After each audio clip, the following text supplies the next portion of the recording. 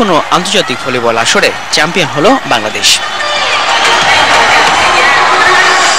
এই জয়ে উজ্জীবিত ভলিবল ফেডারেশনের কর্তারাও জানালেন তাদের ভবিষ্যৎ পরিকল্পনার কথা। এই টুর্নামেন্টের পরে আর কি টুর্নামেন্ট হতে পারে, আমাদের কিভাবে আমাদের অনগোয়িং প্রসেস থাকতে পারে, আমাদের থেমে গেলে চলবে না। আজকের এই খেলাটাই আমাদের জন্য শেষ খেলা না, আজকের এই খেলাটাই হচ্ছে আমাদের জন্য একটা বড় ধরনের ইন্সপিরেশন, যে আমরা কিভাবে সামনে আরো বড় বড় ইন্টারন্যাশনাল ক্যাম্প খেলতে পারবো, কিভাবে আমরা ডিস্ট্রিক্ট পর্যায়ে যেতে পারবো, কিভাবে যুব পর্যায়ে যেতে পারবো, কিভাবে আমরা ট্যালেন্ট হান্ট করতে পারবো, বয়স ভিত্তিক কিভাবে করবো, স্কুল ভলিবল করব। এবং আজকে আমি কথা বলছিলাম সকালবেলা যে আমরা কিরগিজস্তানের বিপক্ষে শুধু জয়ই পায়নি বাংলাদেশ, টুর্নামেন্টের শুরুতে তাদের বিপক্ষে হারের প্রতিশোধ নিয়েছে লাল সবুজরা। একটা টার্গেট ছিল ইনশাল্লাহ দেশের মাটি সবাই আমাদের এবং 17 কোটি জনগণ আমাদের সাথে আছে। ইনশাল্লাহ আমরা চেষ্টা করছি এবং আজকের এই উইন আমরা অনেক অনেক অনেক আনন্দিত। পেতে ক্যাম্প একসাথে ছিলাম, আমার পরে আরো দুই সাল এসে আমার সাথে একসাথে ক্যাম্প করেছে। আমাদের অ্যাসিস্ট্যান্ট কোচ ছিল মিলন স্যার, নবুল স্যার, খুবই কষ্ট করছে এবং হার্ড প্র্যাকটিস করছে আমাদের নিয়ে, এজন্য আমাদের রেজাল্টটা করতে পারছি সবাই। টুর্নামেন্ট সেরা নির্বাচিত হয়েছেন বাংলাদেশের হর্ষিত বিশ্বাস এবং ম্যাচ সেরা হয়েছেন অধিনায়ক সাইদ আল জাবির। Rohit Majumder, ATN news, Dhaka. এবারে ঘরোয়া ফুটবলের খবর। জেবি বাংলাদেশ প্রিমিয়ার লিগে টিম বিজেএমসির বিপক্ষে 2-1 গোলে হেরে আরো তলানিতে চলে এলো ফেনী সকার ক্লাব। দিনের অপর ম্যাচে রহমতগঞ্জকে 3-2 গোলে হারিয়েছে ব্রাদার্স ইউনিয়ন। বঙ্গবন্ধু স্টেডিয়ামে ম্যাচের শুরুতে অবশ্য এগিয়ে ছিল সকার ক্লাব ফেনী। 13 মিনিটে শাহরানের গোলে 1-0 লিড নেয় তারা, কিন্তু শেষ পর্যন্ত তারা এই লিড ধরে রাখতে পারেনি। দ্বিতীয়ার্ধের 52 মিনিটে স্যামসন ইলিয়াসু বিজেএমসি কে 1-1 সমতায় ফেরান। তবে 88 মিনিটে নাইজেরিয়ান বেবেক ফেনীর জালে বল জড়ালে নির্ধারিত সময় শেষে 2-1 গোলের জয় নিয়ে মাঠ ছাড়ে টিম বিজেএমসি। 21 ম্যাচে 16 পয়েন্ট নিয়ে টেবিলের তলানিতে পড়ে আছে ফেনী, আর 2 পয়েন্ট এগিয়ে থেকে 11 নম্বরে রয়েছে উত্তর বারিধারা। পাশাপাশি আলামিন, খালিদ ভাই, মোস্তফা ভাই। এবারে ক্রিকেট জানাবো বাংলাদেশের নিউজিল্যান্ড সফরের খবর। হেগলি ওভাল ছেড়ে নেলসনে পৌঁছেছে বাংলাদেশ দল। আগামী 29 ডিসেম্বর এখানেই হবে সিরিজের দ্বিতীয় ওয়ানডে। সিরিজ জিততে তাই এই ম্যাচে জয়ের বিকল্প নেই মাশরাফির দলের সামনে। আজ পুরো দল হোটেল রুমে বিশ্রাম নিয়েছেন। বুধবার থেকে আবারও ব্যাটিং বোলিং এ নিজেদের ঝালিয়ে নেবেন তামিম, সাকিব, মাশরাফিরা। প্রথম ওয়ানডেতে কিউইদের বিপক্ষে বড় ব্যবধানে হারের পর দ্বিতীয় ম্যাচে ঘুরে দাঁড়াতে চান মাশরাফিরা। অবশ্য সাকিব ও মোসাদ্দেকের ভালো ফর্ম নিঃসন্দেহে বাংলাদেশের জন্য স্বস্তির খবর, তবে ফিল্ডিং কিছুটা হলেও ভাবাচ্ছে টিম বাংলাদেশকে।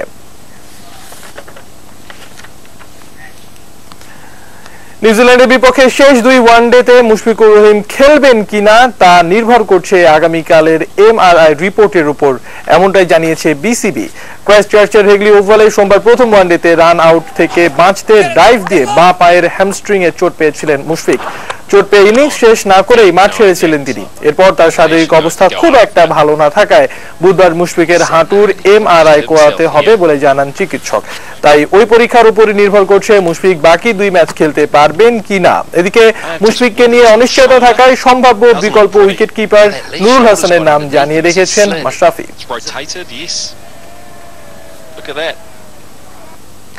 জাতীয় লিগের 5ম রাউন্ডের ম্যাচে ফতুল্লায় প্রথম দিন শেষে শক্ত অবস্থানে ঢাকা বিভাগ। রকিবুল হাসানের 111 ও সাইফ হাসানের অপরাজিত 89 রানের ইনিংসে খুলনা বিপক্ষে 4 উইকেটে 303 রান করেছে ঢাকা। এদিকে বিকেএসপির 3 নম্বর মাঠে বরিশালের বিপক্ষে টসে হেরে ব্যাট করে ঢাকা মেট্রো ওপেনিং এ 81 রানের পার্টনারশিপ হলেও মিডল অর্ডার ব্যাটসম্যানরা তা ধরে রাখতে পারেননি। প্রথম দিন শেষে মেট্রো সংগ্রহ 7 উইকেটে 255 রান। সর্বোচ্চ 56 রান করেন মেহেদী মারুফ। এছাড়াও 48 রান আসে মেহরাব হোসেন জুনিয়রের ব্যাট থেকে। মোহাম্মদ আশরাফুল করেন 20 রান। জহুর চৌধুরী স্টেডিয়ামে রাজশাহী বিভাগের বিপক্ষে 8 উইকেটে 277 রানে প্রথম দিন শেষ করেছে চট্টগ্রাম। আর সিলেট আন্তর্জাতিক স্টেডিয়ামে রংপুরের বিপক্ষে সিলেটের সংগ্রহ 6 উইকেটে 203 রান। চলতি বছর বাংলাদেশের ক্রিকেটে সবচেয়ে স্মরণীয় ঘটনা টেস্টে ইংল্যান্ডকে হারানো। তবে ক্রিকেট কুলিন ল্যান্ডকে হারানোর সুখস্মৃতি বারবারই দেশের মানুষকে মনে করিয়ে দিয়েছে চট্টগ্রাম টেস্ট জিততে জিততে পরাজয়ের কথাও। টেস্ট ক্রিকেটে বাংলাদেশের 2016 এর সাফল্য গাঁথা শোনাচ্ছেন Khairuzzaman. Very slow and did very little.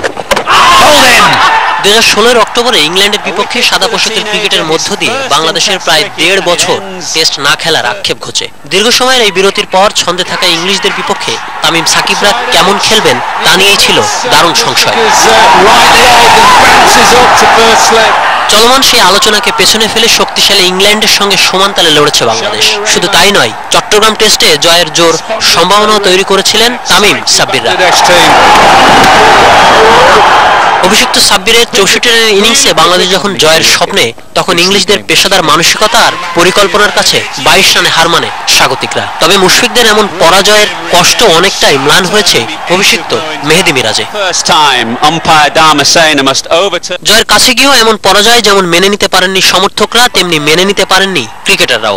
সিরিজের দ্বিতীয় টেস্টে ইংল্যান্ডের বিপক্ষে লড়াই করার সেই মানসিকতা দেখেছে বাংলাদেশ, দেখেছে পুরো ক্রিকেট বিশ্ব। তামিমের সেঞ্চুরিতে শুরু আর মেহেদী মিরাজে শেষ, তাই ইংল্যান্ড বধের অন্যতম নায়ক হয়ে থাকলো 2 টেস্ট মিলিয়ে 19 উইকেট নেওয়া নবাগত মেহেদী মিরাজ। শুধু কি তাই, ম্যাচ সেরার পাশাপাশি পেয়েছেন সিরিজ সেরার পুরস্কারও। টেস্ট সিরিজে তামিম সফল হলেও নিজের ব্যাটিংয়ে যে কতটা দায়িত্ববান হয়েছেন এই ওপেনার তা ছিল লক্ষণীয়। 1 সেঞ্চুরি ও 50 সহ 57.75 গড়ে করেছেন সিরিজ সর্বোচ্চ 231 রান। টেস্ট ক্রিকেটে ধুঁকতে থাকা বাংলাদেশ নিজেদের উত্থানের যে আগমনী বার্তা দিয়ে রাখলো ক্রিকেট বিশ্বকে, তা বড় দলগুলোর জন্য সত্যি সতর্ক বার্তাও বটে। 2016 সাল তাই বাংলাদেশের জন্য স্মরণীয় এক বছর হয়েই থাকলো। Khairuzzaman, sports desk, ATN news. Port এলিজাবেথে দ্বিতীয় দিন শেষে নিজেদের প্রথম ইনিংসে দক্ষিণ আফ্রিকার বিপক্ষে শ্রীলঙ্কার সংগ্রহ দাঁড়িয়েছে 7 উইকেটে 181 রান। গতকাল নিজেদের প্রথম ইনিংসে 267 রানের 6 উইকেট হারিয়ে দ্বিতীয় দিন শুরু করে দক্ষিণ আফ্রিকা। তবে এদিন 19 রানেই বাকি 4 উইকেট হারায় প্রোটিয়ারা।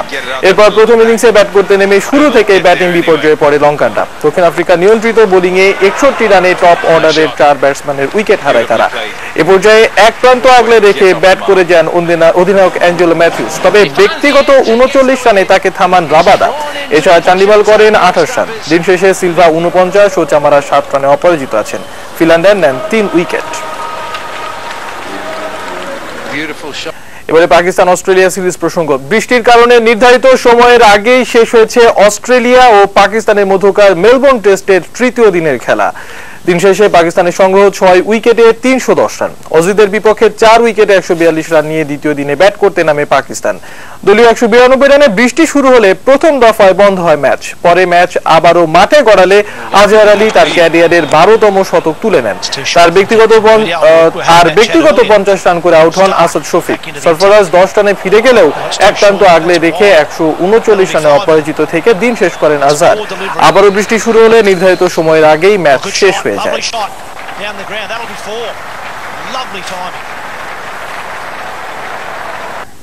Olympic milk plus biscuit sports ইনসাইডের রিপোর্ট জেনে নিচ্ছি ছোট্ট একটা বিরতি। ফিরে আসবো বিরতির পর, সঙ্গেই থাকুন।